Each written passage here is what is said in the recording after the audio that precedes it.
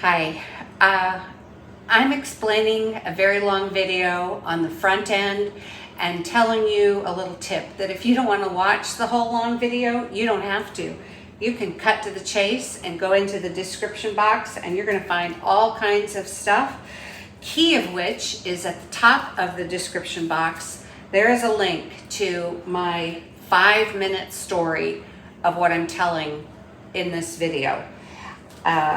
And so if you don't have time for a very long video, do the 5-minute story version in the description box. If you want to have something to listen to while you do multitasking, listening and working at the same time, then maybe this video is for you. I'm giving you a little intro here, but the next clip will be the real introduction of what the video is about. And then when you get to the middle part of the whole video, I have tacked on an informational video, and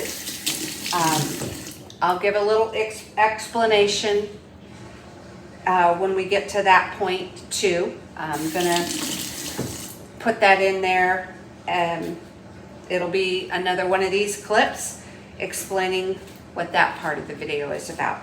But you can save yourself 2 hours of time and not watch any of this. Click on the 5-minute My Story and you'll hear how I began using fasting as part of my weight and wellness management. Hello ladies, I am making this video on Shannon's behalf for you all. She wanted to have something to share about someone who has experienced using intermittent fasting as part of their way of managing their weight and their wellness. And I said I would be happy to help her with that. I have been using intermittent fasting for over 6 years now. I never thought I would fast in any way, shape, or form, but sometimes desperate feelings lead to desperate measures. I've known Shannon, known of her, since 2013, maybe 14, but a while now. And as I've watched her interact on social media, my respect has just grown for her, and I have a lot of admiration for her, and I like her style, so I want to help her, and I'm making this video. What I'm going to do right now is I'm getting ready to break my fast. I'm feeling hungry. I know it's time to nourish my body. And what I'm going to do now is see what my body tells me about my circulating energy, what I have on board in my bloodstream. So am I going to break my fast with protein and focusing on protein and vitamins and minerals and water, or do I need to add more energy in? Do I need to add in the energy sources of carbohydrates or of fats or of both? So I think of the 7 nutrients when I eat: protein and fiber and vitamins and minerals and water. And then I think of the 2 fuel sources that I can kind of toggle between or toggle down, fats and carbs. So those are the 7 nutrients: protein, fiber, vitamins, minerals, and water. And the 2 energy sources that add to that complete list of 7 fats and carbs. So I'm going to go ahead and take my glucose, because I treat a glucose meter as my fuel gauge, letting me know what's going on inside metabolically. I don't fast according to the time on a clock, a certain number of hours. I pay attention to what my body tells me by hunger and food thoughts, food noise, because that's an indicator that maybe I'm not giving myself the vitamins and minerals and the fiber and the protein that I need. You know, hunger definitely is going to be one of the first signals I pay attention to, but food noise is another signal. Right now, I'm feeling some hunger. So I'm going to get out my glucose meter.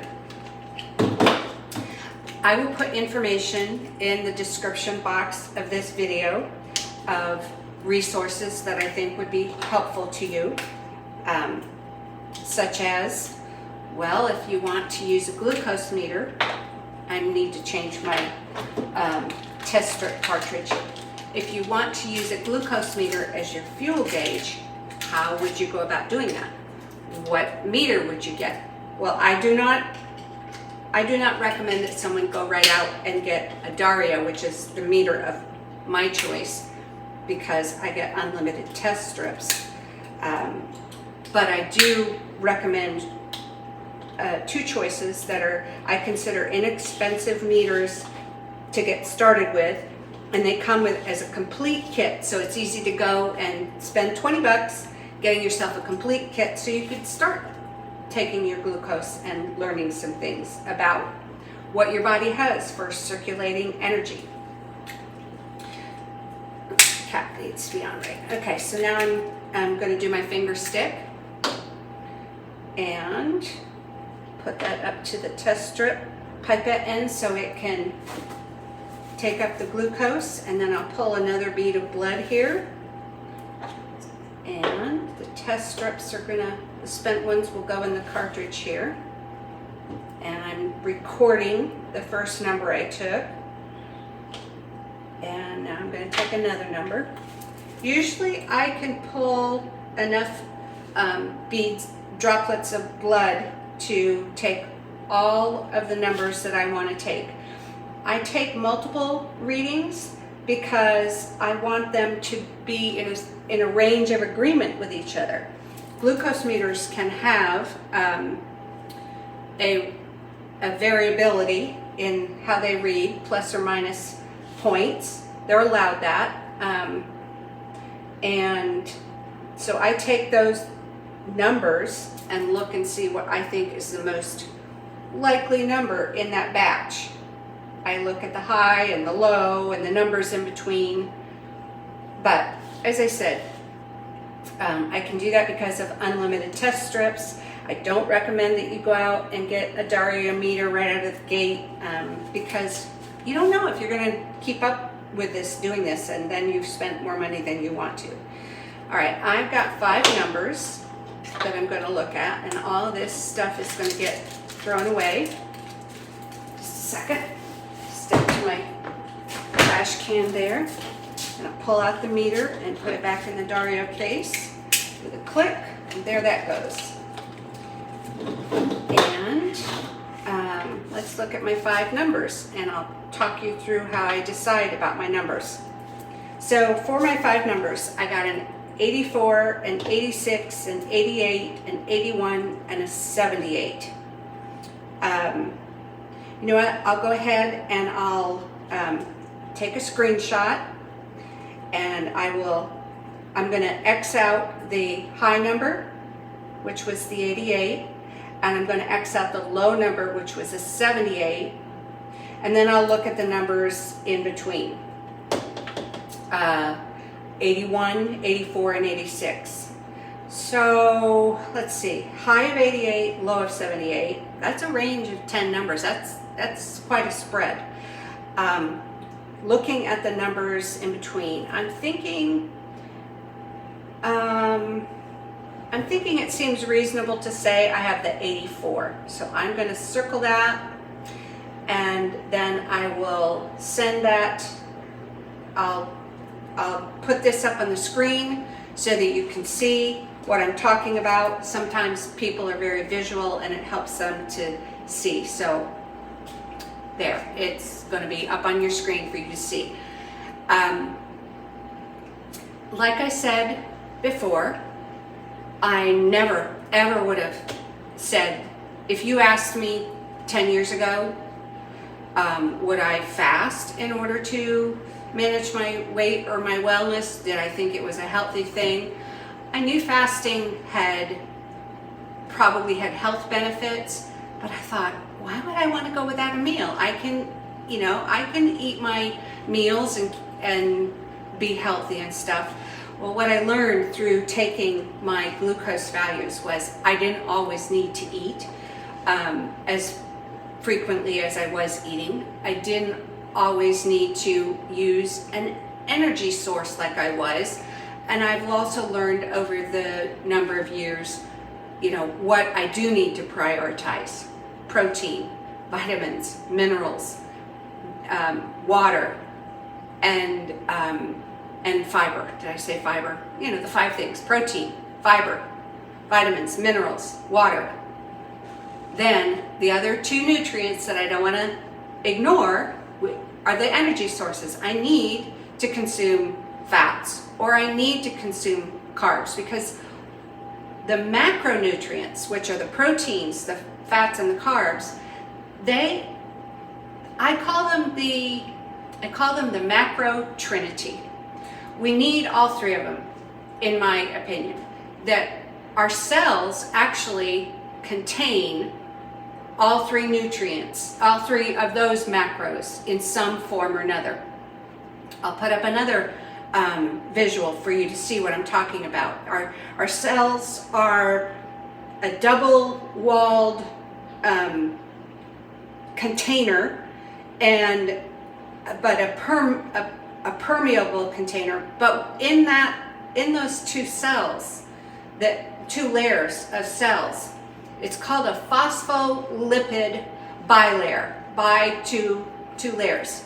And in there we have protein channels, and we use glucose as another part of that cell. We use fats. Definitely there's fat as part of the outside cell layer.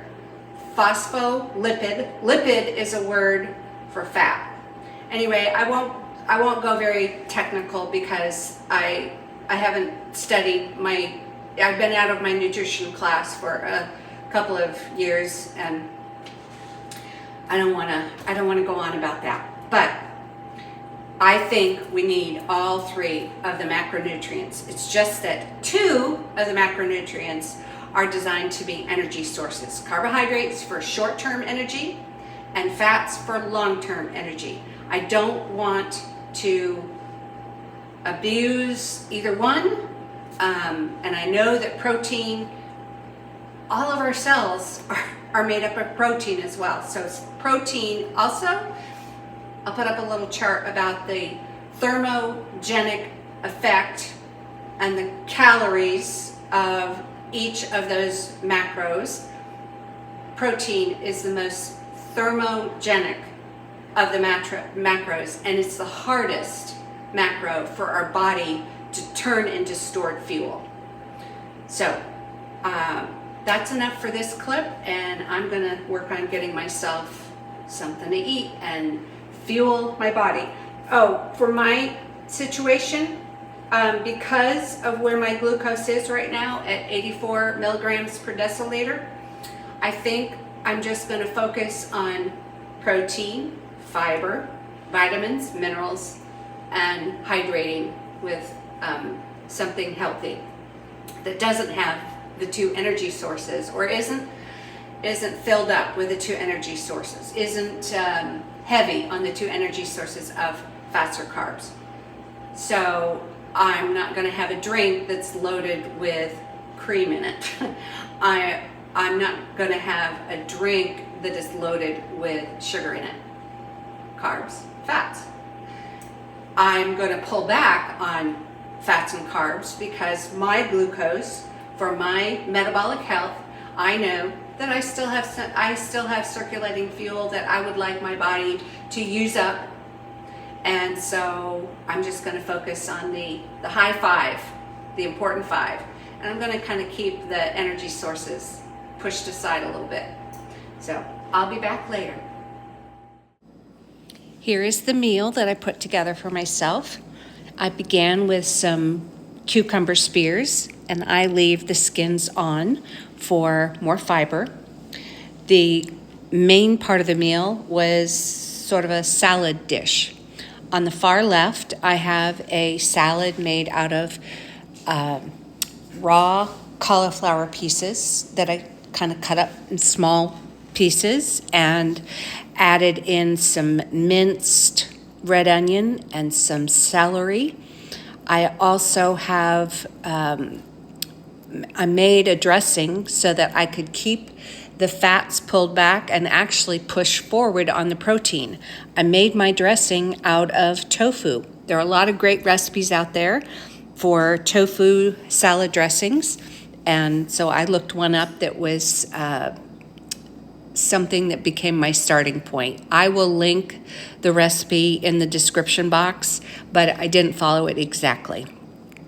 And I sprinkled on top of that cauliflower salad some black sesame seeds because I wanted the visual effect, and they have some health benefits to them. In the center of the salad plate, I have some cold lupini beans. Lupini beans are a good protein source and an excellent fiber source. And then on the far right, I have some canned chicken. I did not dress it with any kind of binder. I just put the canned chicken in, but to make it look a little more appealing, I topped it with some pieces of the chili crisp that is a dry mix. It doesn't have oil in it. So I was keeping my fats pulled way back, and it's not even a meal that's heavy on carbohydrate energy source, and I didn't really want to have much energy sources in my meal because of my glucose was a little higher than that. Let me know, for me, it was a little higher for me, that let me know that I had plenty of circulating energy and that I really wanted to therefore focus on protein and fiber and vitamins and minerals. Now, my drink is for my gut health. That is a homemade whey soda made out of my liquid whey that I have drained off from making milk cultures of L. reuteri, L. gasseri, and B. coagulans. And to flavor the soda, I used 100% organic fruit juice blend that I bought from Aldi, and I bottle it in a flip top bottle and leave it until the carbonation builds up. So I had a very enjoyable probiotic, gut healthy soda out of my whey. The cultured yogurts that I drain, I like using that for dessert parfaits is one way I use them. And so I did have a dessert in that meal. It's a layered parfait of the cultured milk blends, and they're sweetened with allulose. Allulose has blood sugar friendly properties, and it's a source to help encourage the body with natural GLP-1 production. So I find it my favorite sweetener. I will link information about allulose, the health benefits of it, in the description box. I layered the parfait with some freshly ground golden flax and some cherries, and then more of this cultured milk, and that's very, very thick, really thick. And then because I drained off the whey, that's what makes it so thick. And then I topped the whole thing with some slivered almonds and one Brazil nut for the selenium, which is healthy. It's a nice health addition for thyroid support. So that is the meal that I created for myself. Hello, ladies. It's a new day. I'm not showered or dressed. I'm in the process of making my bed. I just washed the linens, and I'm trying to fit in all the things, get it done today, my last free day before I go back to my semester, my class at college. I'm a late in life bloomer trying to get a bachelor's degree.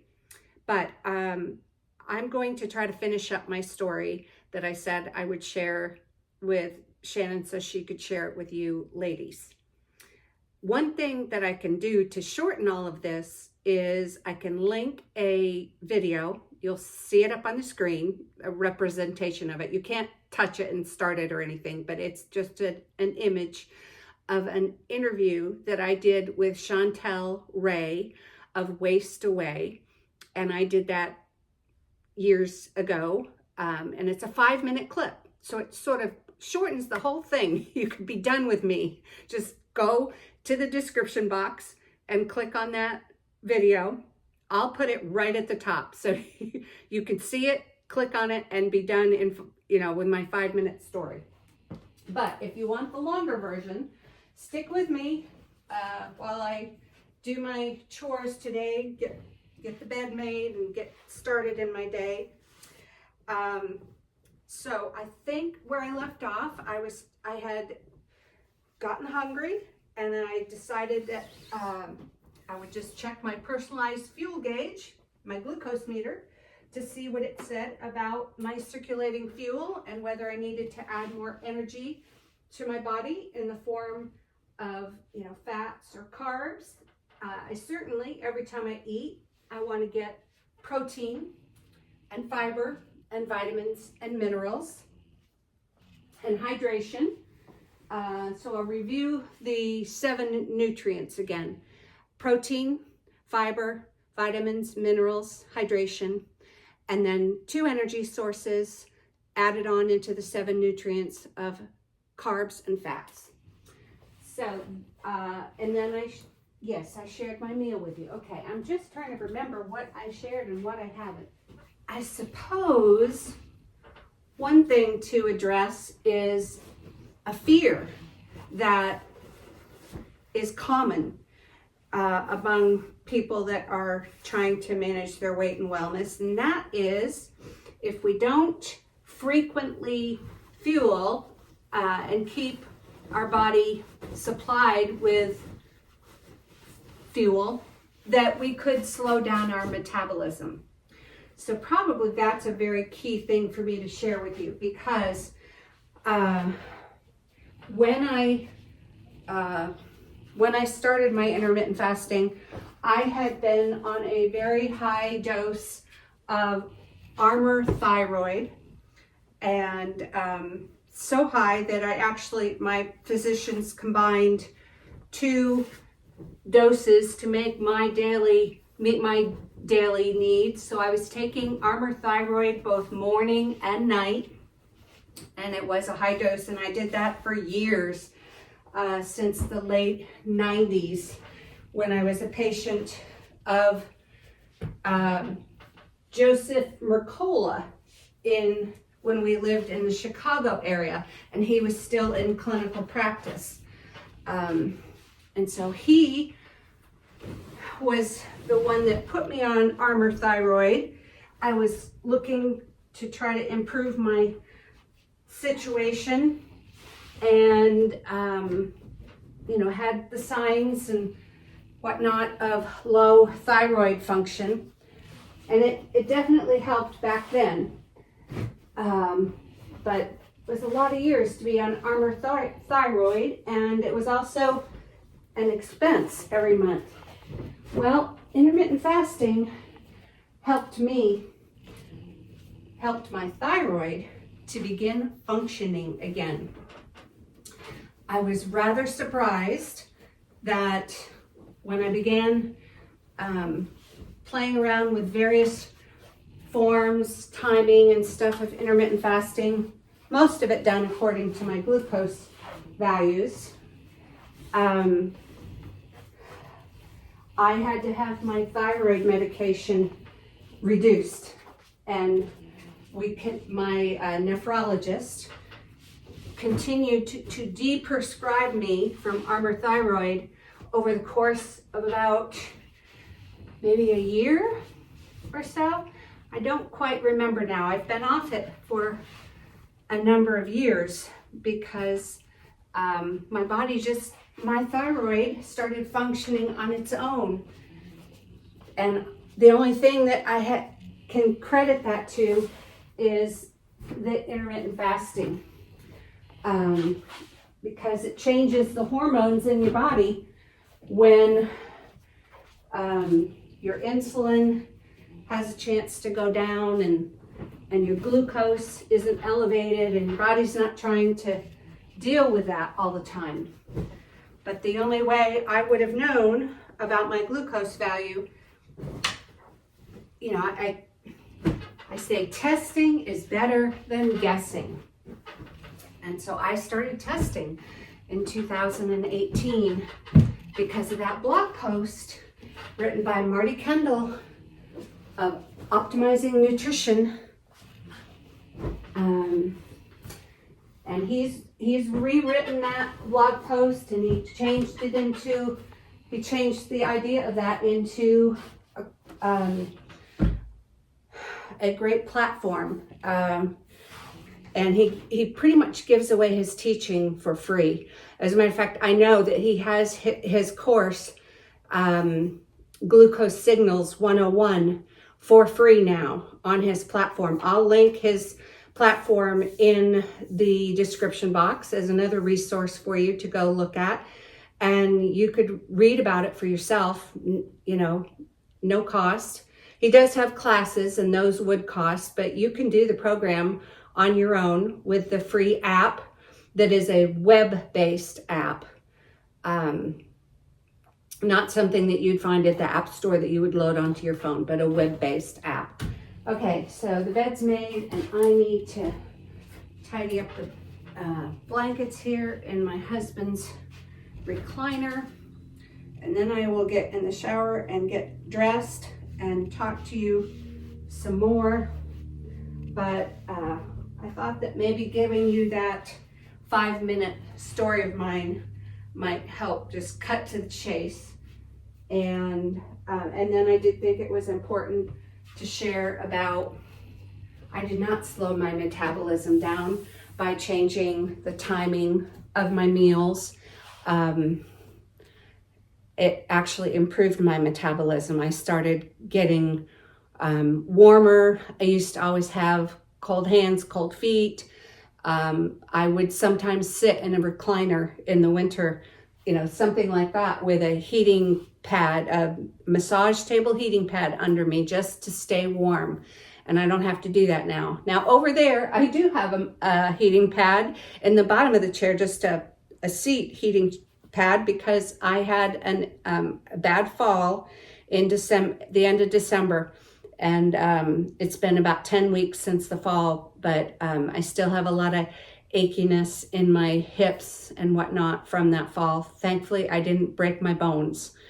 And maybe one reason is because every year I walk high mileage at my tread desk. But that's a whole nother story about me, is my tread desk and my high mileage every year. So time to get in the shower and get dressed. It's time to put on the jewelry for the day. And then to get on with the rest of this video for you. Get all these sorted out here. Okay, so, whoops, 2 things.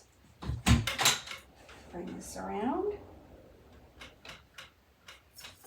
There's there. What else did I just think of while I was getting dressed and drying my hair? There's something else.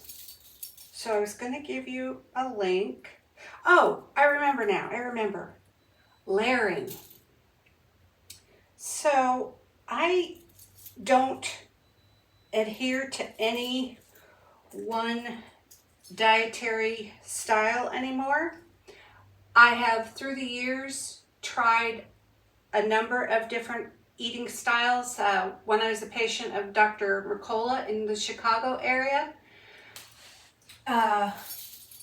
There, now I can say up, showered, and dressed. The difference between nighttime clothes and daytime clothes is sometimes just the jewelry. So, when I was a patient of Dr. Mercola in the Chicago area, that ended up being a process of 17 years of low carb living. A lot of it white knuckling, just trying to barely hold on. And I didn't always hold on. I caved in a lot to carbs. Now I realize my body was craving the carbohydrates, craving the energy, the quick energy that carbohydrates give us, because carbohydrates are meant to be the quick energy, and they're very soothing to our adrenal system. Whereas fats are meant to be that long-term energy for our body to use once we have worked through the carbs and it needs to switch over, which is called metabolic flexibility, is being able to switch between the two energy sources of carbs and fats. So I did low carb eating for 17 years, vegetarianism for 7 years, and a number of other diets. The Diamonds, they had a energy source separation diet. I'll try to go back and find a link to that particular methodology, but that was back in, I was practicing that a little bit in the midst of the low carb, or maybe it was before the low carb. I don't remember. Time can blur together. But and then Suzanne Summers, she also kind of did a energy source partition, keeping carbs and fats apart and eating fruits separately. So I, through the years, have tried lots of different things, and I've learned something from each thing I've tried and practiced, and I kept the best of the things that have helped me, and I try to share that with other people. But the bottom line for me, the bottom line is the glucose meter as fuel gauge really helps me know definitively what's going on inside metabolically, and when I need to add in an energy source. Though I don't ignore hunger. I can be hungry and not need an energy source. And at that point, I will then focus on the 5 things of protein, fiber, lean protein. So I'm not adding in the fuel source of fat. I will focus on lean protein, fiber, vitamins, minerals, and hydration. And then when that satisfies my hunger and nutritional needs without having to add in fuel, an energy source of carbs or fats. Well, I did not get the video finished yesterday. The day completely changed, and I just had to go with it. So I'm sitting outside of Massage Envy waiting for a deep tissue massage. I am 10 weeks post fall. I fell on my hip, and I didn't break anything, but I definitely damaged things. Muscle damage, nerve damage, labral hip tear.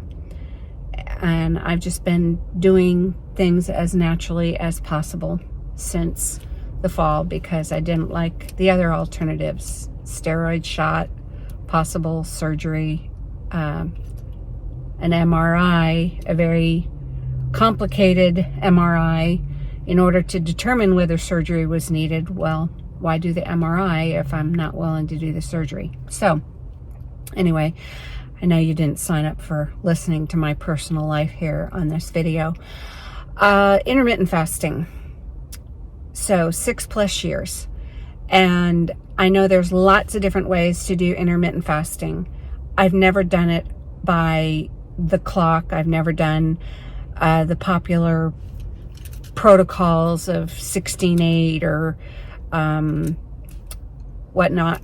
I have done one meal a day fasting, but it wasn't because I was just isolating myself to a certain amount of time or a certain quantity of food in a certain amount of time. It just worked out that when I first began intermittent fasting, it ended up that I saw that my blood sugar was not coming back down to baseline after meals, and so I was giving myself more time to get closer to where I wanted to be blood sugar wise. And as I talked about when I was walking around making the bed in yesterday's clip, all of that contributed to improve my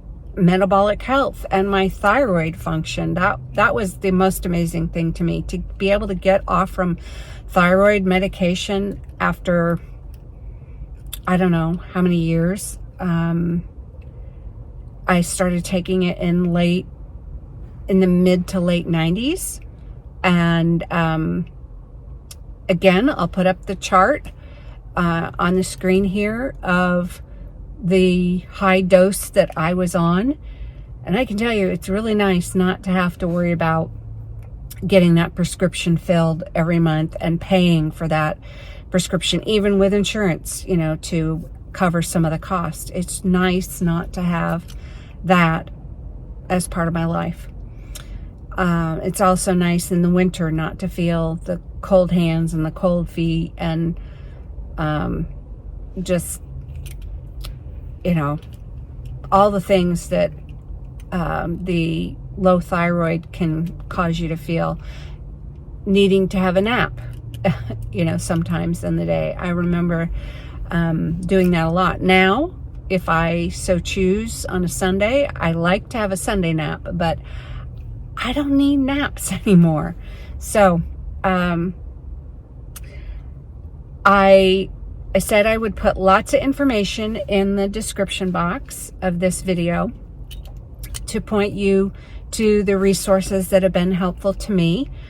And the most helpful to me has been Marty Kendall of optimizingnutrition.com and his blog post, how to use a glucose meter as a fuel gauge.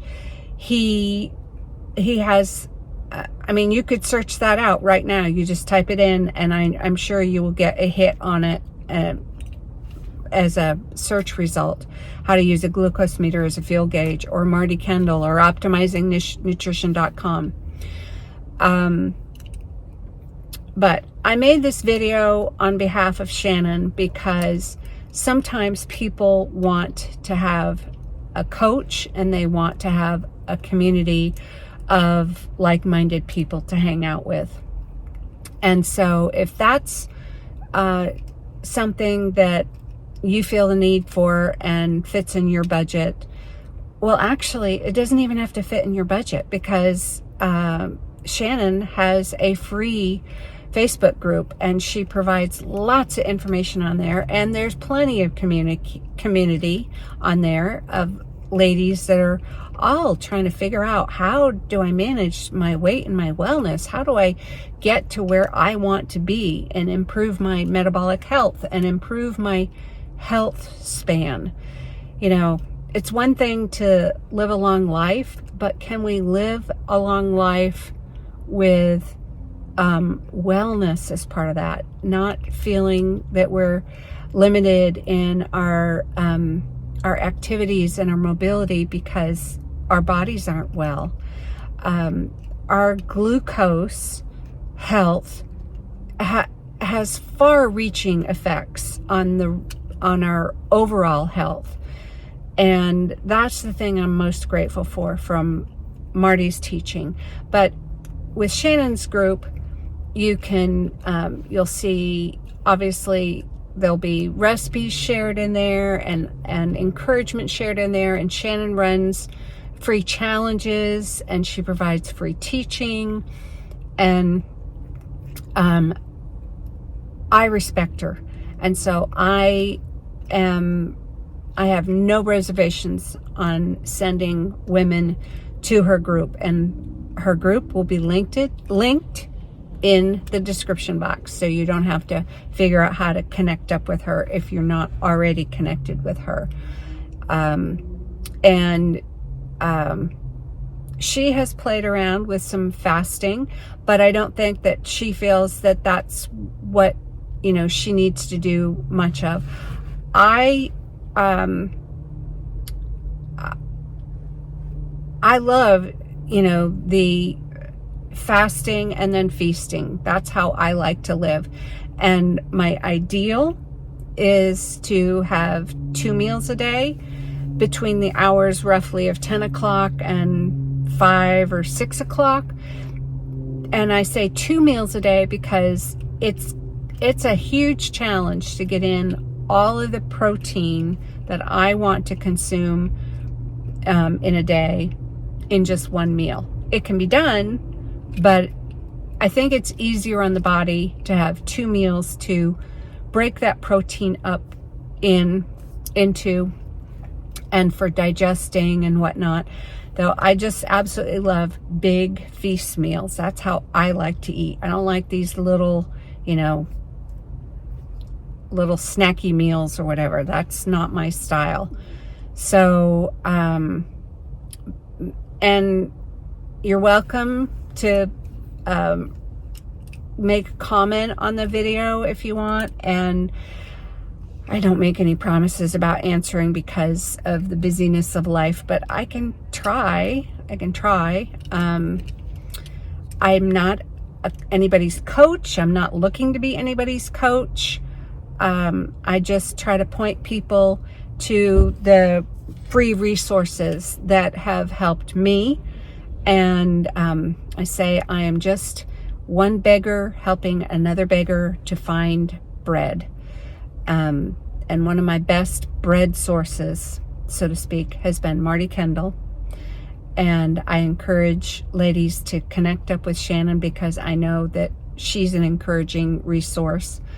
I hang out in her group mostly to try to be helpful to other people, not because I'm looking for the help myself, but maybe I can encourage somebody or whatnot. But time is limited for social media.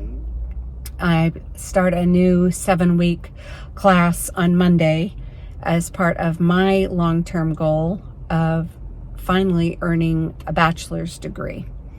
And I'm about a year away from that.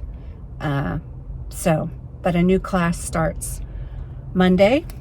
And we're also, my husband and I are in the midst of a renovation project on our home. We've lived in our home here in Texas for 25 plus years, and it was time to update things. We reared 4 children there, and we lived in it, and it shows it. So, and my husband likes to say that I beat the snot out of that kitchen of ours. So,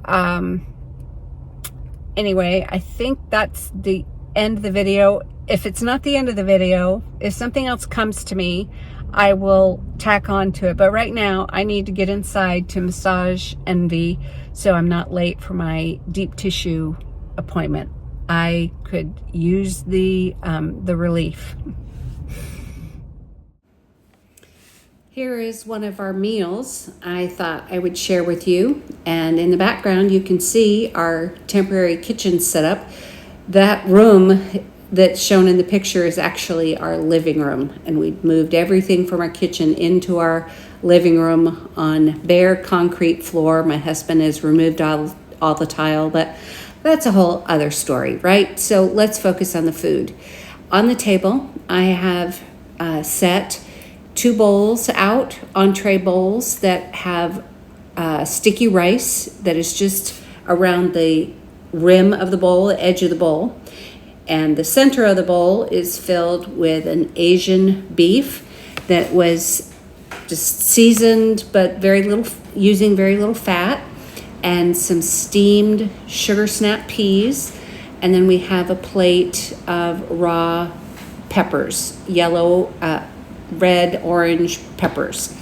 And we're both drinking water from our water bottles.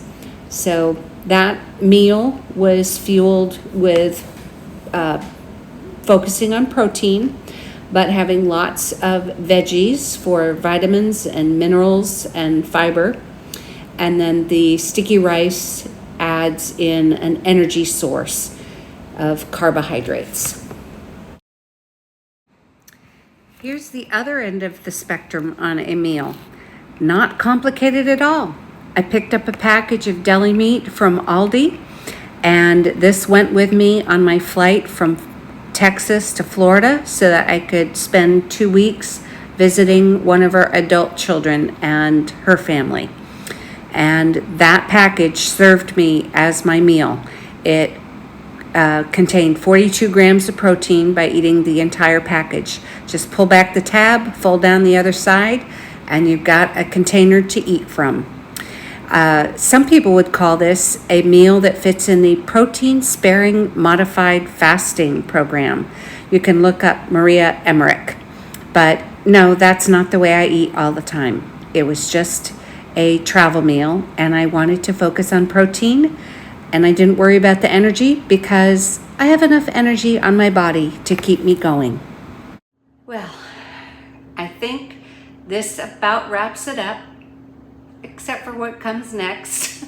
But let me close up this part by saying I started this video at the beginning of the month, and I was in Texas, and my husband and I are in the process of the house renovations. So you saw some interesting scenery, but the scenery doesn't matter. What matters is what I was trying to share on Shannon's behalf, so she has something to share with her ladies about what it can look like to use fasting as part of your weight and wellness goals, which I have been doing for 6+ years. And I'm really glad I found it by searching long and hard for 2 years and discovering a blog post about how to use a glucose meter as a personalized fuel gauge.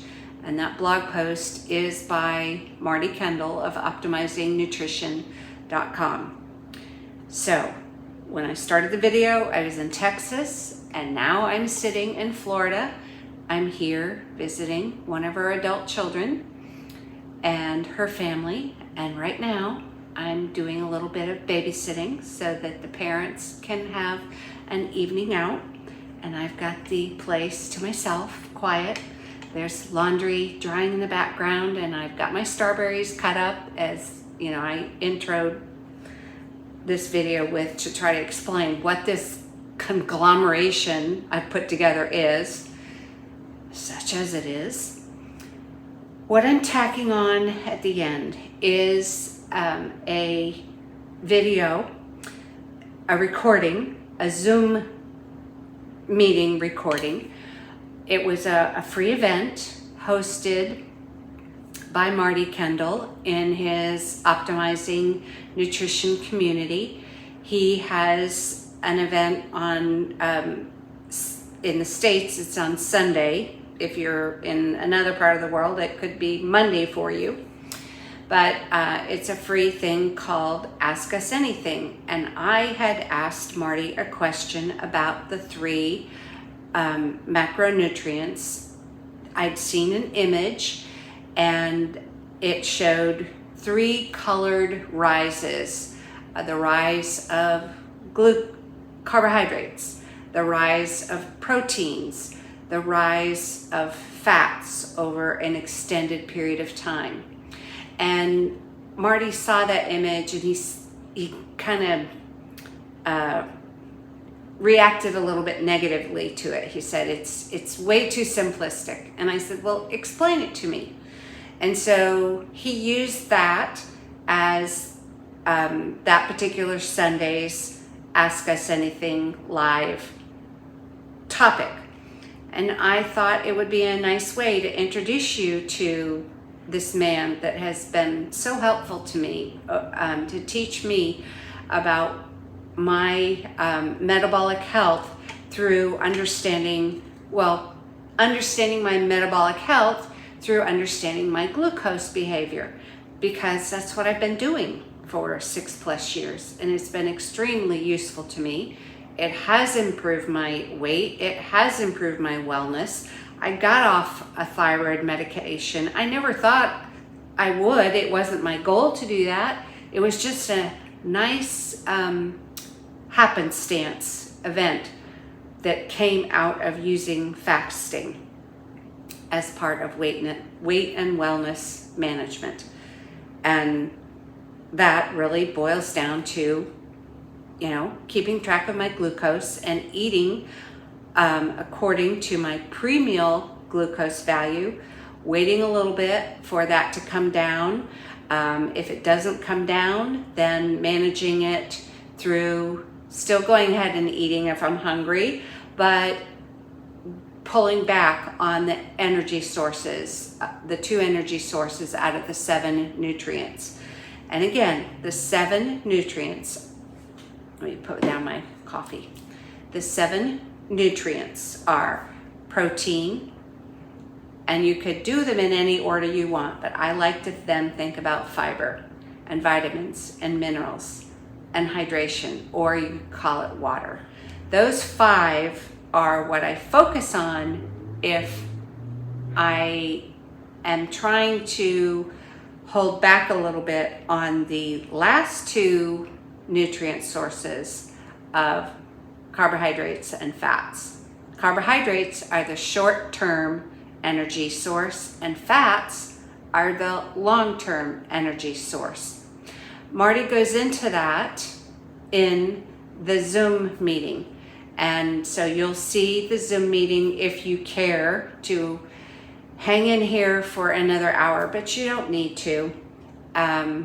It's just something I thought I would tack on the end of this hellaciously long video.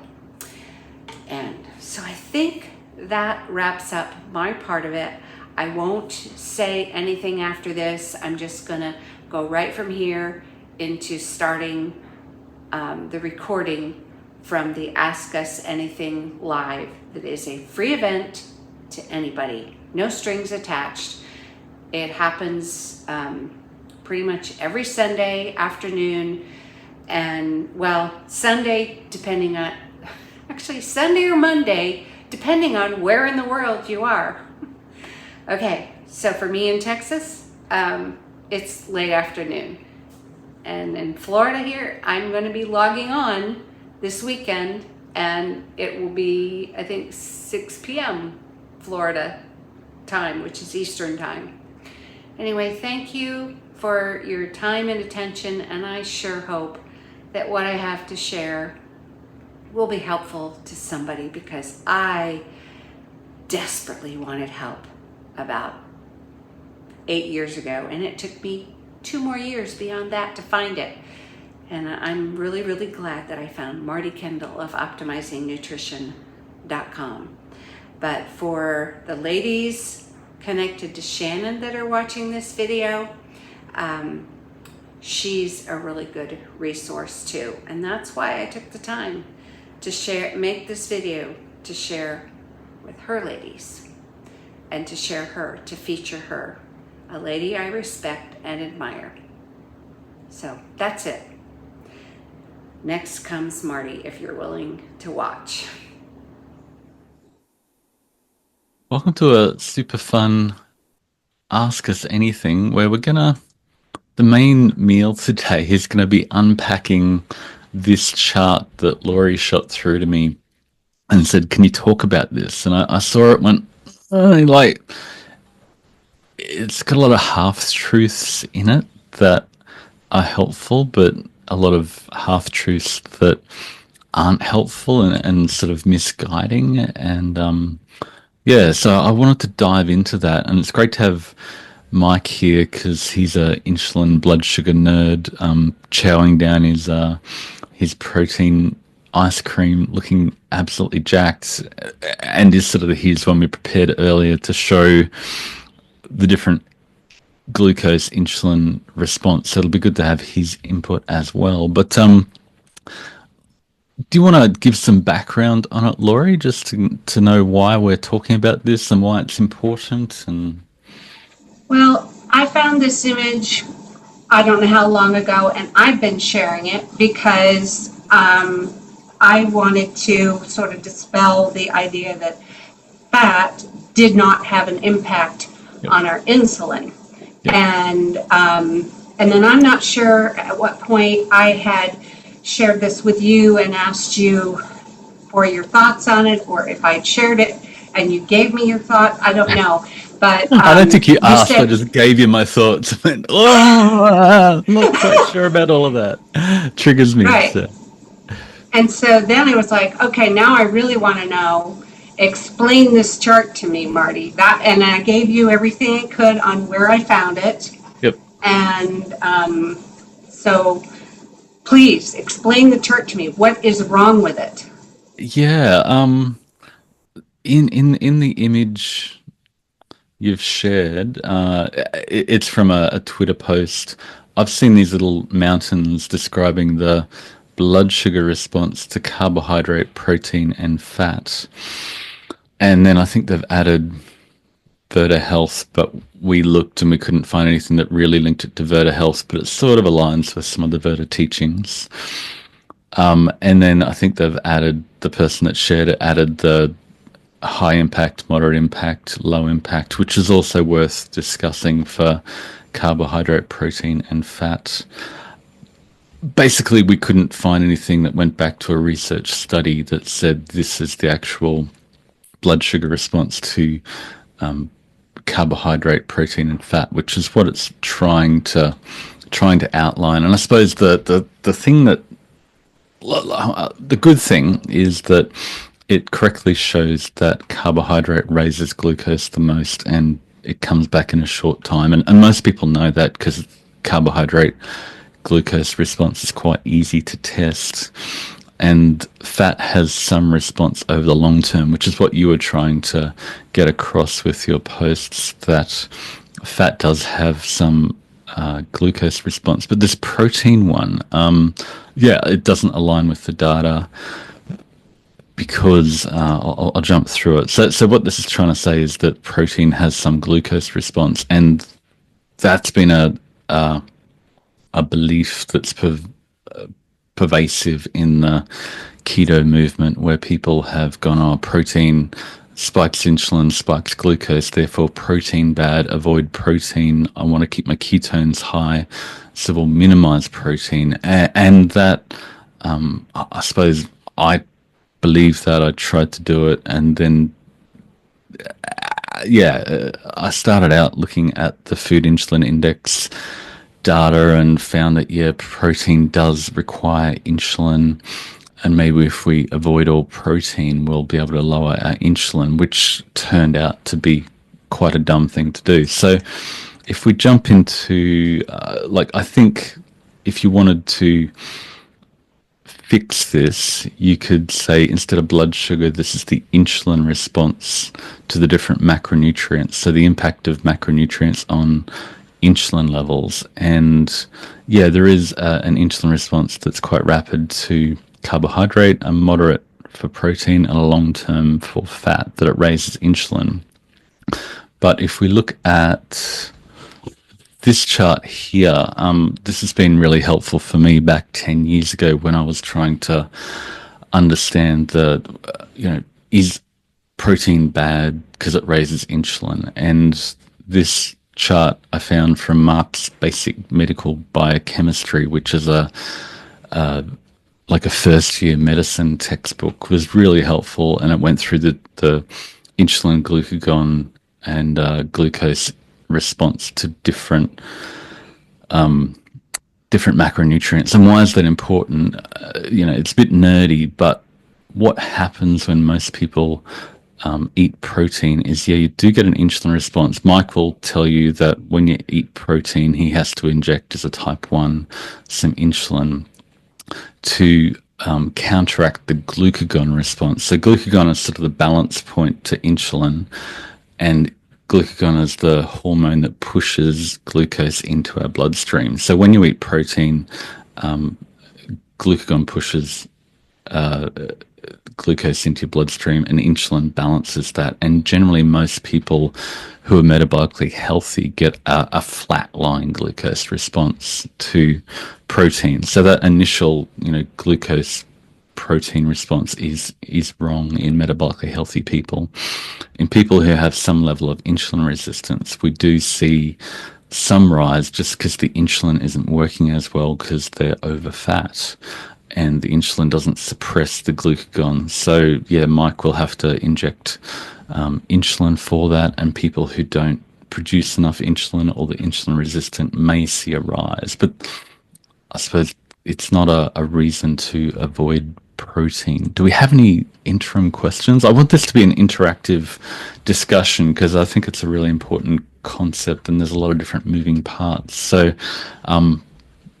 Laurie, initially, any discussion points so far?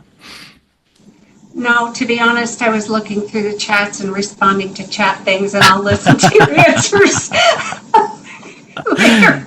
Yeah, and Judy has commented, yes, fun goes off about protein, and like Mike and I and a whole lot of other people, Alex Leaf, have been interacting with Jason for 10 years. Jason was really supportive 10 years ago when I first came out with the food insulin index data, and he shared it and actually helped me get this whole thing off the road way before Laurie found me. But we definitely depart on protein requiring insulin being a good or bad thing. And I suppose that if you say protein requires insulin, therefore if the main goal is to avoid insulin, you end up with a bad outcome because protein's important. Look at Mike, he's chowing down on the protein ice cream with biceps that are going to motivate me to go do my bench press workout straight after this. So protein is not necessarily a bad thing. Mike, do you want to jump in with any comments or corrections on what I've said so far from your experience? Insulin is critical. Like I used to be on the funk train myself, trying to, drinking the butter coffees and testing my ketones and worried to death about getting my insulin as far down as possible.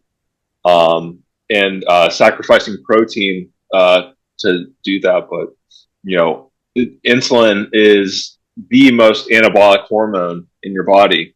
And without it, then, you can't build muscle. You can't do great things. So the goal isn't to get the insulin as low as possible. So Marty's spot on. And I've got... I'll jump to the end of this to show you where I was sort of going with this. And if you look at Mike's,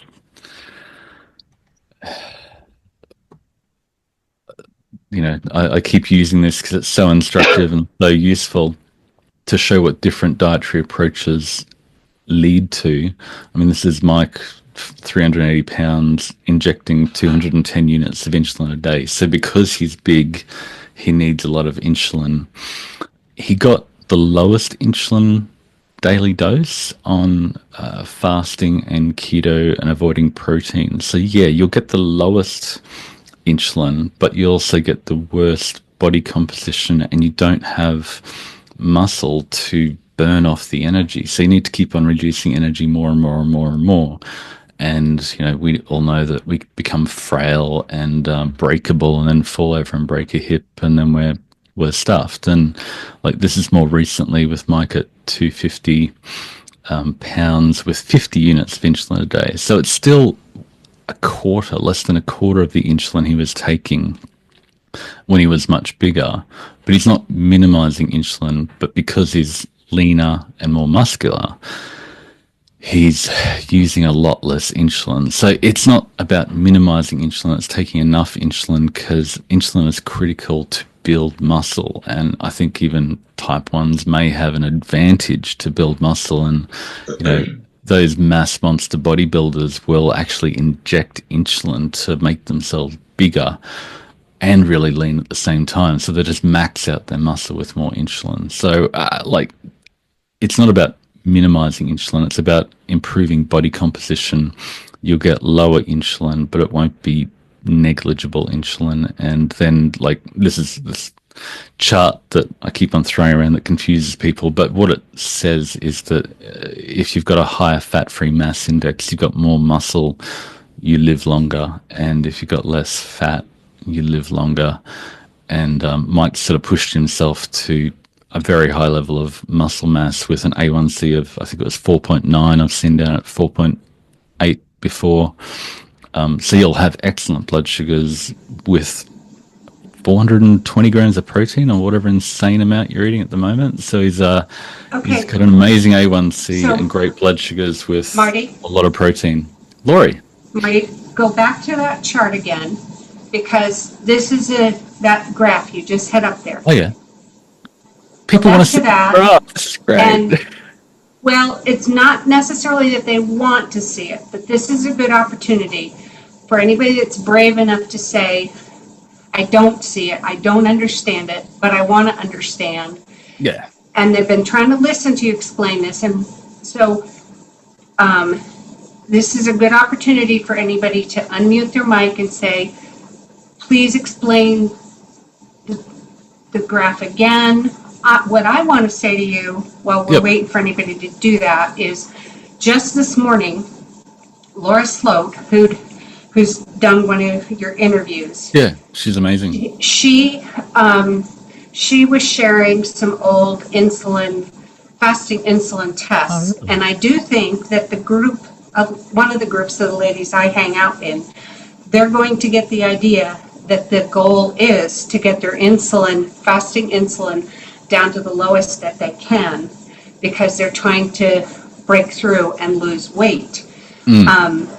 But are you and Mike saying that it is actually better to not focus on that number? Is that what you would say? Yeah, if you're fearing all insulin, it can lead to the poorer metabolic health outcomes and poorer body composition, because if that means you're avoiding protein because it has some insulin response, then your body composition turns to garbage. Trying to find nice words, but if you end up eating less protein, losing muscle, you become frail, your basal metabolic rate drops, and you have to drop your energy intake more and more. Meanwhile, Mike is pounding 4,000 calories a day and losing body fat like there's no tomorrow, because he's got this massive metabolic engine of a lot of muscle that he's built with lifting and protein. So, and I think that's the goal. I mean, look at him today, is the extreme example of how much muscle you can build. It's hard to argue with what you see on the image there. Too. Yeah. For type 1, that's outrageous. Especially you're doing 200-ish grams of carbs and actually quite low fat, which is what a lot of bodybuilders do to get the way Mike looks today. Okay, I didn't ask him to show up in a muscle shirt, but it works well. It's great for today. So keeps the ladies entertained. I know we got a couple hands up, and hang on there, ladies, just a second, because Leslie, before we started recording, she was talking about her diet being heavily, her culture being heavily carb focused. Yep. But it's working for her as long as she keeps her protein low. So talk to us about that, because then we could think, okay, so protein isn't. I'm feeling confused. Yeah, no, that is confusing. We don't want you to maximize protein. I'm gonna show another graph. You're warned. My favorite protein graph. The focus is on increasing protein percentage, not necessarily eating more protein in grams. So a lot of people in our macros class, they might be eating say 80 grams of protein, and we might nudge them up to 85, 90, but because we're pulling back the fat and or carbs, their protein percentage might go from 20 to 30%. So it's not about force feeding yourself more protein, it's about prioritizing protein and getting a higher percentage of energy from protein that then generates the satiety. So because your body craves protein, once you get the protein you need, your appetite settles down, and that's the number one thing you can do to trigger increased satiety. But it's not about eating 400 grams of protein, it's about eating maybe a little bit more protein but pulling down your carbs and fats. So like I think over the long term people do a lot better on a higher protein percentage. I think Miley's doing 45, 50 and absolutely thriving, and I think Mike is trying to crack 60 or 70, which is just, don't try that. It's hard to do, but it's working for him. What's your protein percentage now, Mike? I think I'm probably around 54%. I've kind of dialed it back a little bit since the macros class. I'm eating a lot more fruit and veg now, so. Yeah. So the trap is the 12% protein. That's your Macca's and Pizza Hut and everything there, and which is just enough protein to keep us interested. And as we increase the protein percentage, we eat less. Laurie, what were you saying? Okay, so I know that Ren's wheels are turning now, but hold on, Ren, because we got Kathy's hand up, and Kathy, Susan, and ladies, I'm sorry, I don't remember who had their hand up first, so Kathy gets to go first because she had a stroke. I've never actually got my benefit from the stroke. Yeah, today I'm forgetting things. So I'm like, what am I going to ask? I'm so distracted by this muscle that I'm seeing, Mike. I mean, my brain is just going, is that real? Or is that balloons? I mean, honestly. But anyway, here's my question. And this is kind of, it's one of my random questions, Marty. So it's bad to be over fat. Yep. And it's bad to be under muscle.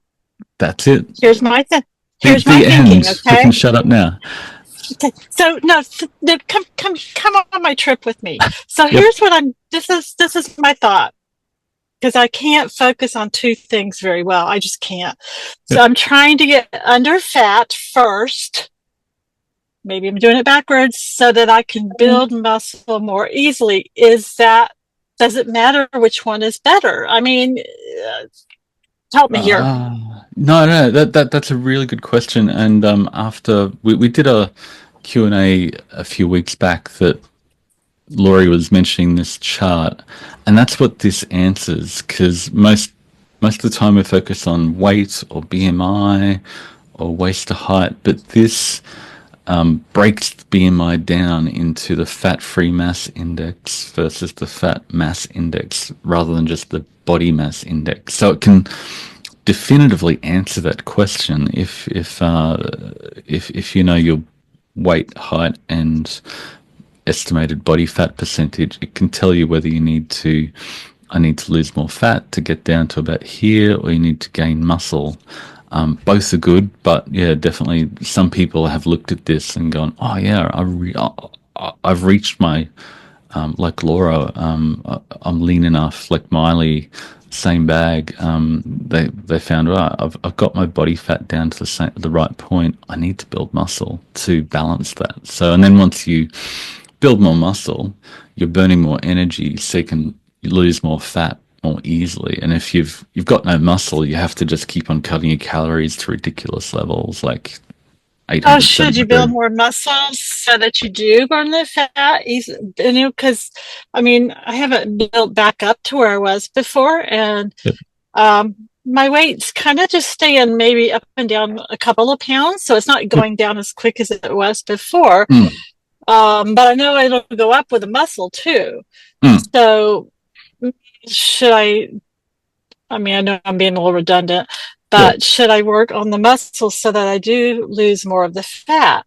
Does that make sense? Likely answer is yes, but if I had your data, I could do one of those little charts for you and tell you precisely. But a lot of the people that we've done the numbers for find that, to maximize minimize my risk of dying of any cause, which is that hazard ratio on that chart. Muscle mass is the important thing. I need to chase more than more fat loss. Because It's a not lot of people mutually focus on exclusive. dieting to get littler, but then they lose muscle in the process. And that's what the weight loss drugs will do as well. You get lighter, but you'll also, like you found, Kathy, if you're on the weight loss drugs, you don't crave the protein anymore, so you lose the muscle. And yeah, then you just have to keep taking the drugs to keep the calories down, and you lose more and more muscle and bone mineral density because you're not eating enough calcium and protein and everything. Sorry, Mike, what were you saying?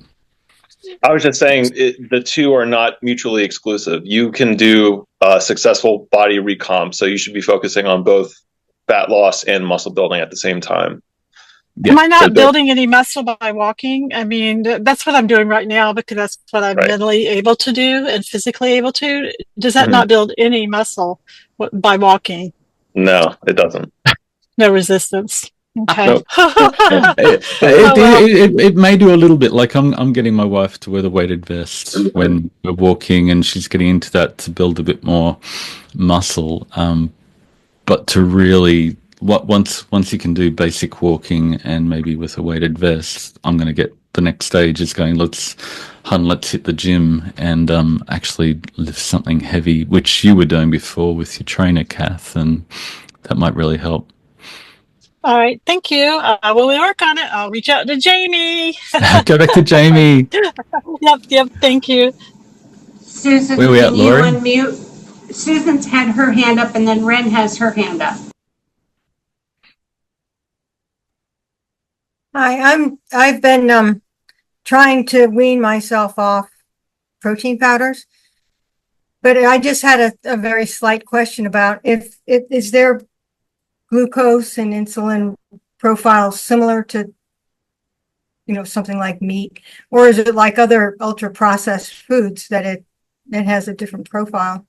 That might Powders are good if you're a bodybuilder and just worked out and you want to hit the muscles to recover and grow really quickly. But in terms of satiety and, it's ideal for really quickly replenishing protein if you've worked out. So that can be helpful. But if you want long-term satiety and maximum nutrient density, you want to steer away from powders and bars and anything that's pre-processed because it just goes through your system a lot quicker. So they're not evil. The powders, I think I'll mix the powders into Greek yogurt for breakfast a lot of the time. But for maximum satiety, nutrient density, you want to keep that to a minimum and opt for your whole foods if you can. So it does digest more quickly, which implies that any spikes would be sooner and maybe higher because it's And bodybuilders are trying to get a rapid insulin response to build muscle. They actually want that. And if you're insulin resistant, you may see some rise in glucose because your insulin and glucagon aren't balanced perfectly. But yeah, you don't want to minimize protein if you're insulin resistant, but you ideally want to go for whole food proteins if you can. Yeah, I added the protein powders to recipes and things to boost the protein amounts. So which is great. Yeah, and that'll help boost the protein of a whole food recipe that will digest more slowly. thank you. This one question is going to take the whole hour, which is good. So, Okay, Ren, you want to give it a go? Ren. Yeah, I want to go back to your 45% protein thing because I got to use my teacher brain here. And I can't be the only one who heard you say this numerous times and then just really, it kind of blew over my head until I thought of it in terms of calories. Yeah. And it made it make much more sense to me. So I'm just going to say this because maybe there's somebody else out there that didn't think of it this way. But I think when you talk about 45% or 40%, whatever it is, that's basically 400 calories if I'm eating 1,000 calories, Yeah. right? I'm doing Yeah. the math right. Or 600 calories if I'm eating 1,500 calories. Yeah. So that to me is just an easier way to think of it than the percentage, unless of course I'm doing it in chronometer or whatever. Yeah. But I just throw that out because maybe someone else thinks like I do and just needs to hear that. That's handy. I don't You're a know. good teacher, Ren. You should be. Oh, you were a teacher. That's right. Yeah, was. I'm good. And we got Rick. Hey, I did your perfect day reports, and you and your wife are absolutely killing it. I'm gonna have to increase the diet quality targets for you and Miley and Ikuko because you are smashing it. I want to get you on for an interview later to interrogate you on how it feels to max out your diet quality score. You look like you're doing great. Anyway, shut up. I'm gonna Thank you. let Thank you you so talk. much for saying that. I think we're been just taking it a day at a time and a step at a time, and really seeing what other optimizers like Miley and others have been doing. I think thank you for running our perfect day reports in the micros, because we're going out of town next week and we're going to be in unfamiliar food territory. So, but I guess my question is just we're always looking for plant-based sources of protein, and we have been doing a kind of a variation on the Green Hulk smoothie, but we use tofu as a base. But we noticed that the tofu isn't in our perfect day report, or if it is, it's like very little bit of tofu, and we're just kind of wondering maybe why that is, and your thoughts about I think that. the seafood and the cod and the other things in your report were just a bit better than tofu. But if tofu is all you can get, tofu and seitan and whatever are not bad, but the other animal, seafood, dairy sources of protein give a slightly better overall diet quality profile. So yeah, we can, and it's great to see people like you who are incorporating those sort of plant-based proteins and doing really well. Yeah, obviously your baseline diet quality was awesome. But just when we optimized it, it's like, the cod and other stuff pushed out those the plant-based options. Yeah, it's just a real plug for just getting a high protein early in the day just really sustains you, and that was kind of a big game changer for us, just allowing us to be feeling full all day and just not, Lizzie not waking up so much. So that's really wonderful. That's always been the downfall. So anyway, but we just wanted to ask about the tofu. So thanks for the answer. And that's really the other. You guys are examples of what I'm trying to get across, is that don't avoid protein because it may impact glucose a little bit, and yes, it needs insulin. Type 1s definitely need to inject insulin in response to protein, and that was a game changer for me and really helps a lot of type 1s. Better dose for insulin. And I think the work I've done in the food insulin index is really helpful for type 1s. But the keto community have taken that and gone, insulin bad, protein bad, avoid protein, minimize protein to keep ketones high. And you lose muscle mass, you've got low satiety, and you don't want to melt like an uncontrolled type 1 diabetic, because an uncontrolled type 1 diabetic, all their muscle and fat just leaches into their bloodstream, and it's a bad way to die, and you don't want to choose to try and do that to yourself because you can't anyway.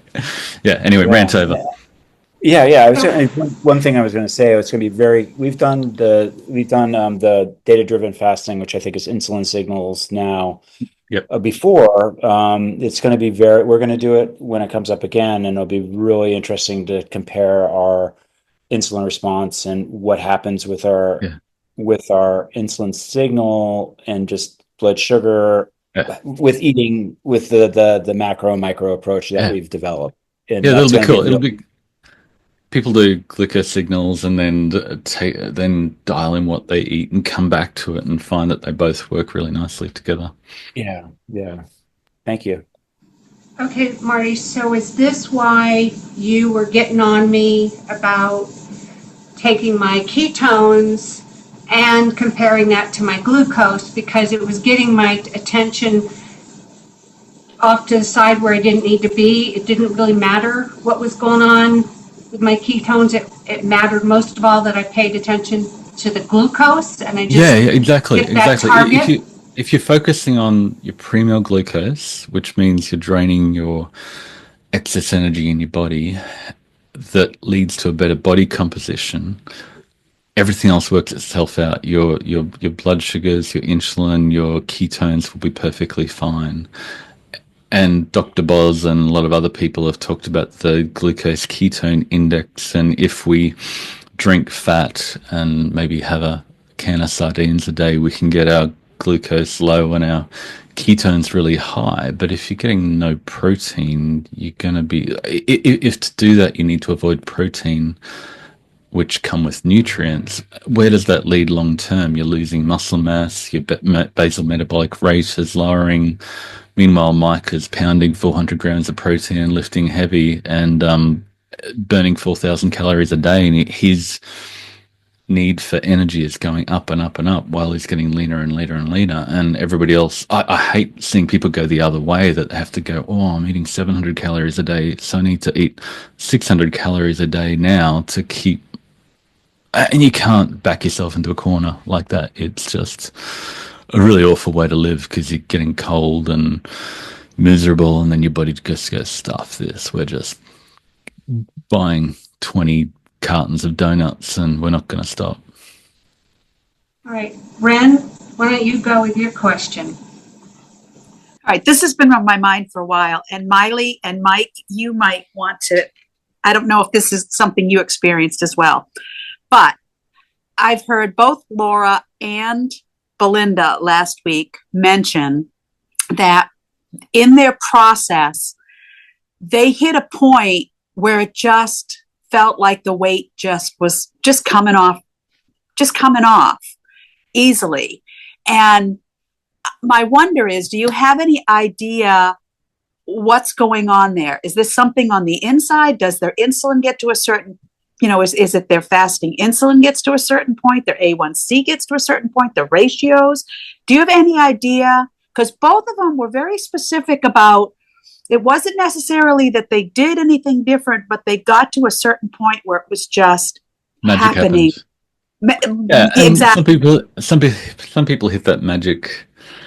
Maybe Miley can jump in after this, but how do we get the magic to happen? I think Belinda and Miley have both gone deep into the micros.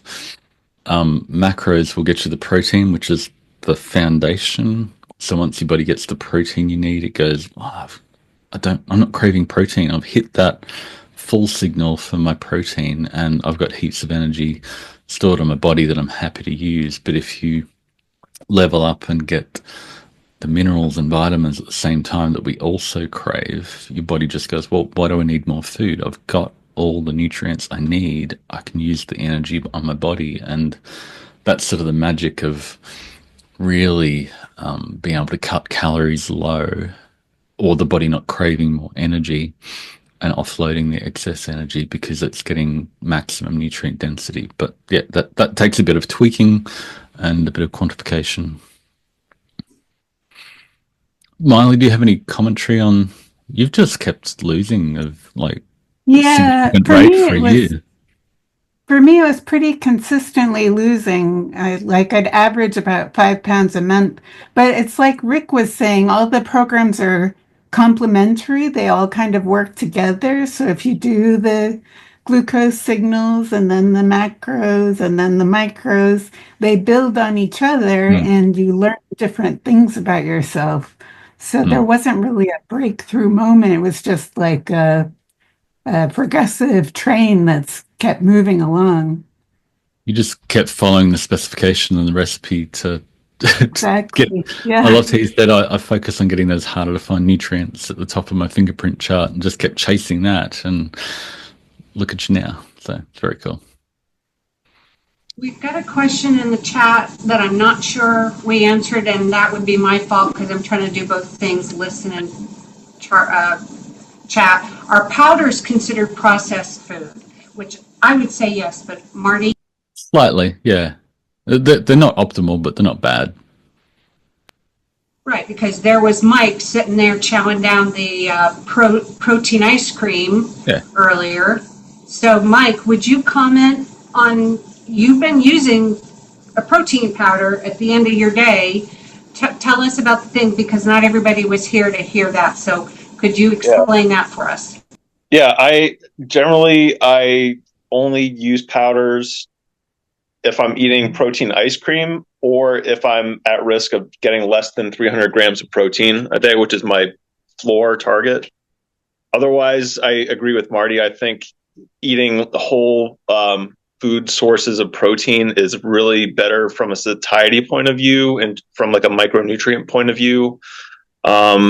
Otherwise, I don't think protein powders are or if you're having trouble hitting your protein targets, I think that's the best reason to use protein powder. So that's like an interim crutch, but you should try to transition to whole foods if you can. Especially if you're trying to lose. If your main goal is weight loss, then Miley's not using a ton of, maybe a little bit of protein powder occasionally, but it's mainly whole food, and a lot of it looks like a mountain of vegetables, but 50% of the energy is from protein because she's got the seafood and meat and dairy in there. Yep. But if you wake up in the morning, you're running late for work, and you don't have time to put a nutritious breakfast together, and you can't hit your protein macros for the morning, there's nothing better than throwing together a couple scoops of whey powder and some water and eating that. That's way better than nothing. It's just important to hit your protein macros. That's all. Yeah. So, Mike, would you say it's way better to do that than to skip that first meal of the day? Absolutely. Yep. Because the more I used to be really into fasting, like extended fasting, intermittent fasting, and then I learned, as it became a goal to grow muscle, I learned more about muscle protein synthesis and the fact that we need a constant stream of aminos in our bloodstream. We have a good way of storing fat. We have a good way of storing carbohydrate, but our bodies really don't have a good way of storing protein. So when you think about that, you think of how important it is to constantly keep protein as a priority with all your meals. So I'm eating protein constantly throughout the day, 4 to 5 times a day. Okay. Leslie just commented, that's the beauty of this program, especially lifetime membership, which is now no longer a thing, unfortunately. You can keep coming back, and as Miley said, with each class, you learn something different about yourself. Yeah. Marty, I want to go back. I want to ask you, do you feel like you have given what you want to share about the 3 hills, the 3 colored hills?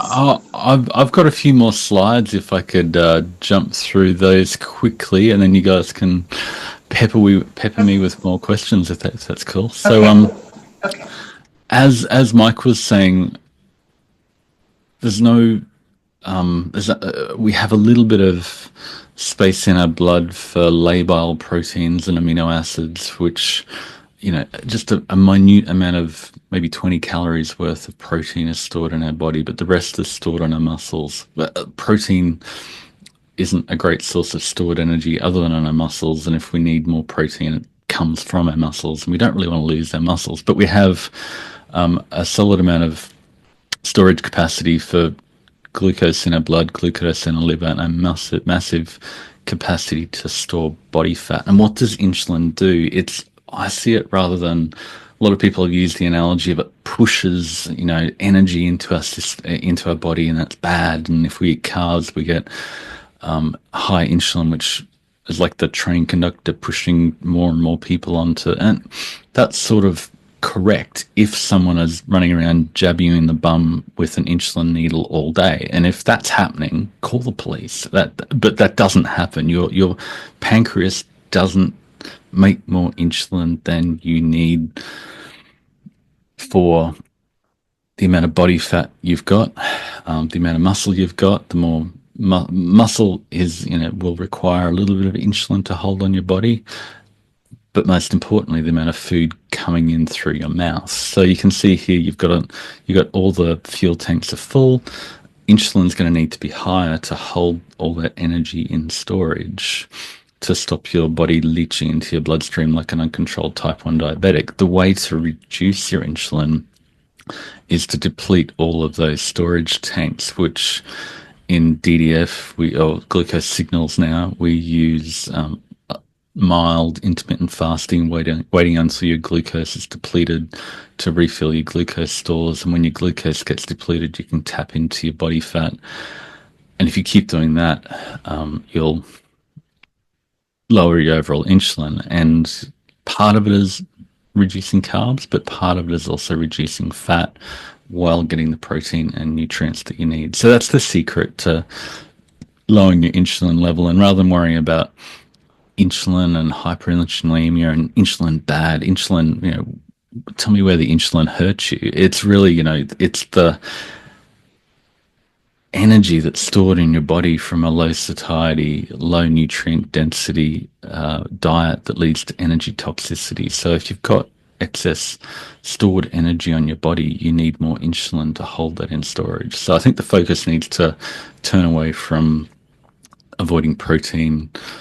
Maybe you don't need more carbs, but fat isn't a free food. And I suppose that's one of the things that this image sort of alludes, that maybe, fat, low insulin spike, therefore it could be misinterpreted to say fat is, if there's a free food, it's fat, which, fat's a great source of energy, but if you've got plenty stored in your body, then you don't need it. So the secret to lowering insulin is not avoiding protein. A lower BMI will align with a lower daily insulin requirement. A lower BMI will also align with a lower fasting insulin.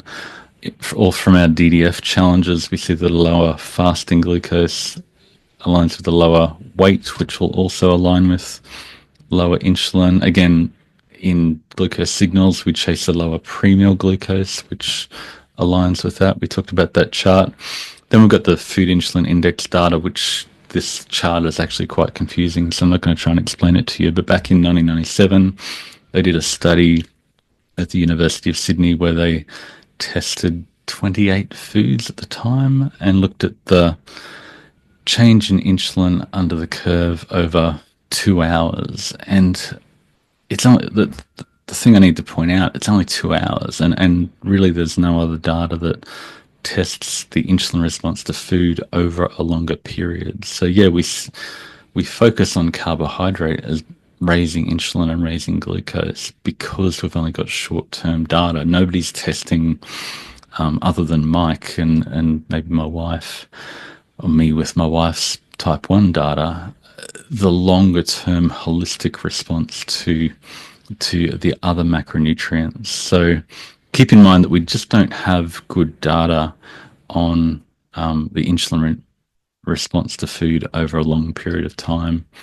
But from this data, I 10 years ago, I started looking to try and understand how to optimize my wife's diet, what things raised insulin. The food insulin index is the area under that curve. So things that spike insulin over 2 hours have a higher food insulin index. So for protein, as you increase protein, the food insulin index tends to trend down. So the foods that have the highest protein percent have a moderate insulin response. Like we said, protein does require some insulin, but it's often these higher satiety foods that over the longer term will require less insulin because you're losing body fat and you'll be lighter. So if you prioritize satiety, the long-term insulin response will be lower. And then the glucose response to protein from the data shows that a higher protein percentage tends to lower glucose. So you've got watermelon and pears and various things in the top left here that are really high carb that are spiking your glucose. You could go for really high fat things in the bottom left corner to not spike your glucose, or you could go for really high protein, high satiety, nutrient dense foods in the bottom right, which tend to have a lower lower glucose response, largely because they displace crappy carbs in a diet. I've got a ton of these charts that I used to live on to show that a higher protein diet tends to have a lower glucose response. Interestingly, they did a study with type 1 diabetic kids. I don't know how it got approved, but they said, let's look at different amounts of fat without dosing for insulin. And fat actually lowers the glucose over 3 hours, but after 3 hours, it starts to rise again. So high doses of fat tend to actually raise glucose over the longer period. And that's what we see in the DDF challenges. When people lower fat, their premeal glucose comes down earlier. And I wanted to highlight these little notes on the chart that Laurie shared. Carbohydrate does turn to glucose very quickly. That is correct. This says that 50% burns to glucose spike starting 2 to 4 hours. And that sort of triggers me a little bit, because if you're only just getting enough protein, that your body's going to say, let's put that away and build muscle. Let's use that for all the absolutely critical things that the body needs protein for. It's not going to go, let's burn the wood to build the house, when it's got other forms of energy. So if you do have more than the minimum required amount of protein, half of that can turn to glucose through gluconeogenesis, but most of the time, most people aren't eating excess protein. So protein as an energy source is really not a thing unless you're really pushing it super high. And interestingly, fat can turn to glucose. The glycerol backbone of the fat molecule can also turn to glucose, which will require an insulin response. So there's really no free food from a glucose or insulin perspective, but protein, because it's so satiating, is going to help you reduce glucose and insulin, just because it enables you to intake less energy. That was a long rant. Any questions or reflections on that? So, Mike, I would like you to answer Mimi's question. She says, where do we want our fasting insulin to be? Below 10? And then Judy says under 5 or 6. And then you're answering, Mike, gluconeogenesis is demand driven. So wrap all that together and help us understand whether, because I know I got a group of ladies that are now going to be focusing on going out to test their insulin, their fasting insulin, and they're going to focus on it. But I want to be able to say yay or nay to that idea. Well, as far as fasting insulin, I mean, I'm not a medical professional, but I believe optimal is like around 1, I think. I want to say, I don't want to speak out of turn.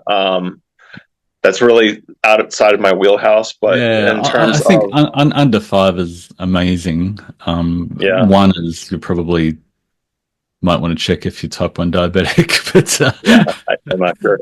But that's one thing I don't know about. But you get a low fasting insulin from having amazing body composition. You don't get it through avoiding protein and avoiding carbs, especially if it leads you to eat more because you're not getting satiety or nutrient density and end up getting fat because you went, there's MCT oil and butter is a free food because some keto guru told me that I can turn off my pancreas by avoiding protein and carbohydrate. The route to getting low fasting insulin is having more muscle and less body fat, which is, the way Laurie and Miley and everybody else and Belinda have done it, is by getting the nutrients you need that turns off your appetite. It's not avoiding protein. Sorry, do you remember the rest of Laurie's question? I don't, Mike.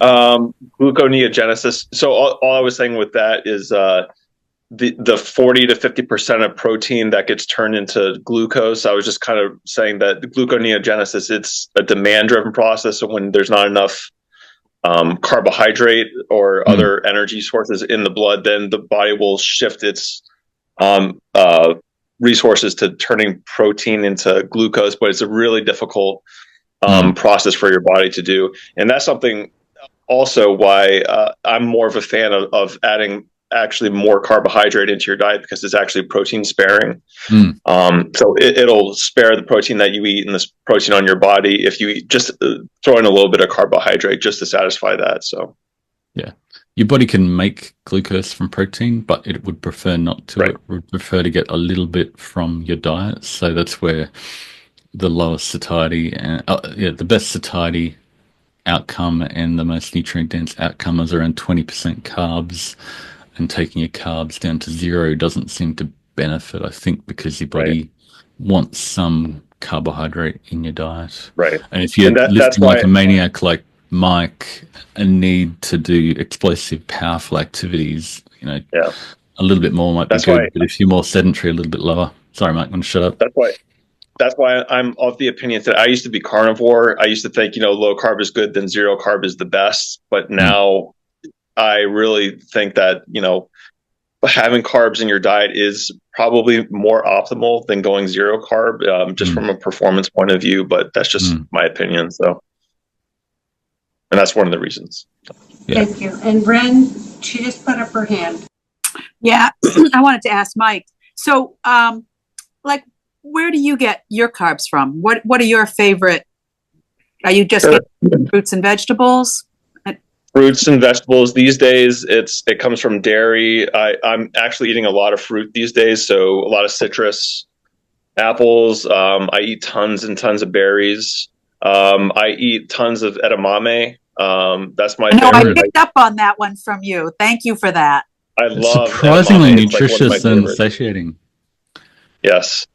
And that's about it. And otherwise, if I have low blood sugars, then I'll treat with pure dextrose. But that's the only other source of. I do track the low blood sugar treatments in my macro tracking, but otherwise, that's really where I get most of my carbs. So, thank you. Okay, and Judy has she has a comment that I want to make sure we get in. She said, Tara, who's here, and I have been discussing cortisol issues and inflammation in vicious cycle and how that sabotages fat loss. Also having a couple they each have some autoimmune issues. Unless and until you can get a grip on adrenal fatigue, kind of futile, question mark. What do you have, anybody have something? Yeah, I suppose on the cortisol, pushing your body to produce all the glucose from protein by going really, really low carb can drive glucagon and cortisol higher, and it's a more stressful process. So again, going back to what Mike said, having some carbs in your diet is perfectly fine, but in glucose signals and all our programs, we balance that with, if it rises by more than 30 milligrams per deciliter after you eat, then you probably don't need quite that much carbohydrate. So, but any weight loss is going to be stressful to some degree, and that's why we keep saying do it at a sustainable pace, whatever that is for you. Right, that I was going to bring that in because I know she was pushing hard, and then she kind of had to back off a little bit. But so, and then with your teaching, you'd like us to have carbs. Mike's telling us that carbs are helping him a lot more so than fat was. I think I'm hearing you say, Mike. And so if we get in some really healthy carbs, but not such that they spike us to more than 30 points from where we started. So we've got that chart in that we use all the time in glucose signals. We want to see a gentle rise to less than 30 grams, and then it drops back down within 5 or 6 hours. It's not flatline glucose that we're after. Some rise is not a normal part of appetite signaling. But if you see a massive rise over 30 milligrams per deciliter on a regular basis, especially if it's come crashing down, then yeah, you probably didn't need that much carbohydrate because maybe you're not as active.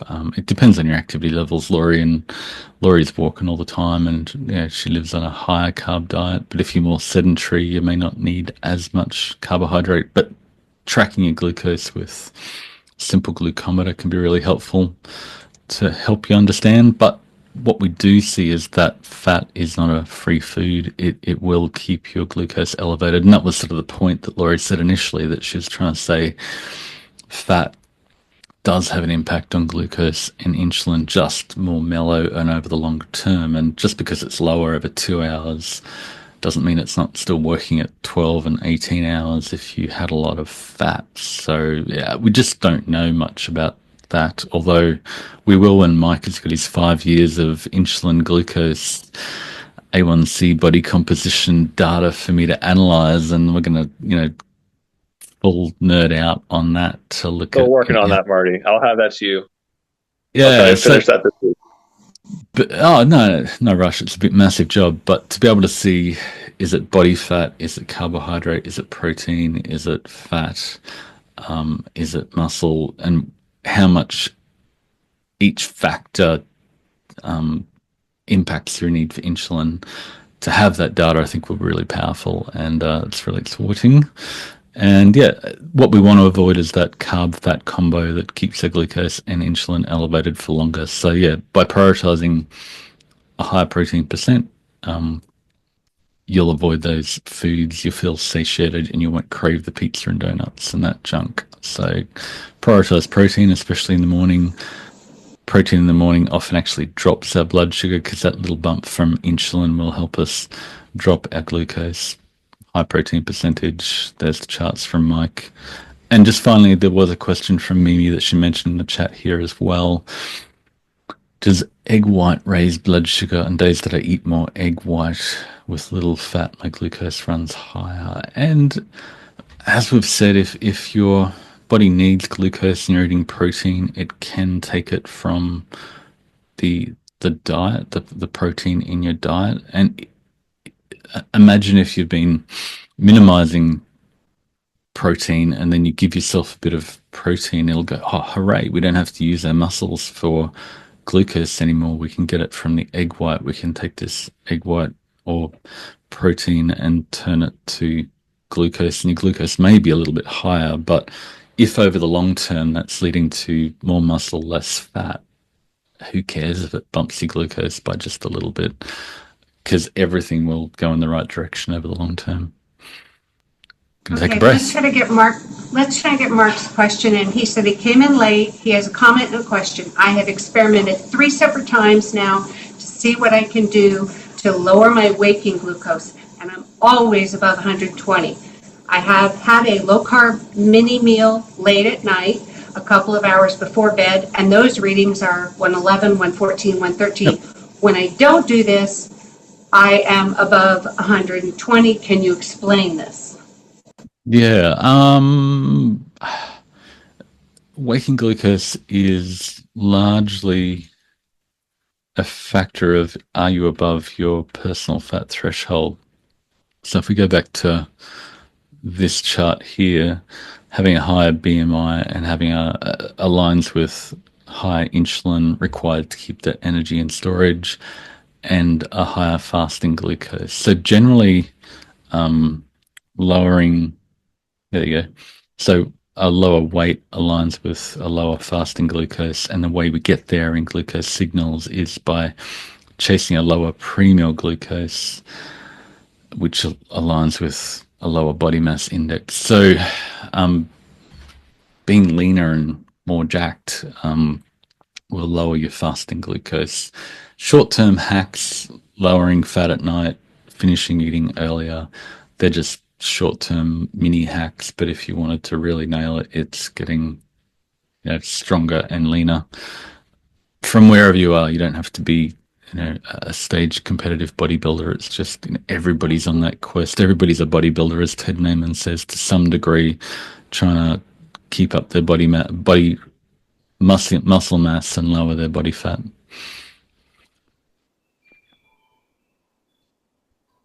Okay, we hit 5 o'clock, but maybe you want to try to answer. Looks like Mark did a follow-up about a question about the tracking. Is there a way, or will there be a way, to isolate the waking before and after numbers on the online graph and download so I can input that into a spreadsheet? At the moment, it's just in the app. There's no export function in the glucose signals data-driven fasting app. So, but if you're tracking it on the Contour Next, there's an app that you can send the data to the app and actually extract the data from that. Okay, we're 1 minute after time. So if you have follow-up questions, they're very helpful to have in the community. And I just put a link into the community. If you're not already part of it, you can click on that. It'll take you in, and you can put a question in. And it's great to have those questions, because other people, if you have a question, other people have questions. Yeah. They're just not asking them.